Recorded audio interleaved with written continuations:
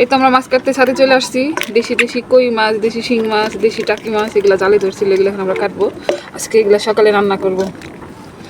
এখন আমরা সবজি উঠাতে যাইতেছি।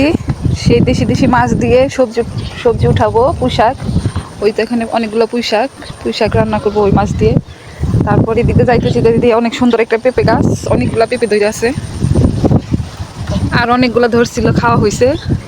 পেঁপের ভরে গাছটা হেলে গেছে। তারপরে এখানে একটা পাকা পেঁপে, এই পেঁপেটা উঠাবো আমরা এখন। অনেক সুন্দর পেঁপেটা পাইকে আছে। পেঁপেটা রাইখা এখন আমরা শাক উঠাতে যাচ্ছি, পুঁই শাক।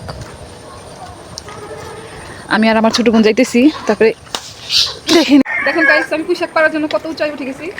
আর ওইদিকে অনেক সুন্দর পুঁই শাক, ওগুলো পারা সম্ভব না, ঘুরে যাওয়া সম্ভব না। এখানে যেগুলো কাছে পাইতেছি সেগুলো উঠেতেছি। দেখেন অনেক সুন্দর কচি কচি পুঁই শাকের টুকাগুলো, এগুলো দিয়ে মাছ রান্না করবো। এখন ওদিক থেকে দেখেন আমরা ওই পাশ থেকে এই তো এগুলো উঠাইছি, তারপর আরো উঠাইতেছি। আর ওইদিকে অনেক সুন্দর গাছ আছে, ওই পাশে যাই উঠাইতে পারি না, সেই জন্য এই পাশে চলে আসছি আমরা।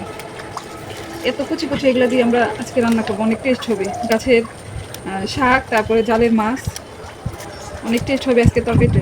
এখানে লতা হয়েছে, এই লতাটা তুলে নিব আজকে তরকারিতে দিব। অনেক বড় হয়েছে লতা, এই তো দেখেন এই লতা দিয়ে এই শাক দিয়ে এগুলোতে রান্না করবো।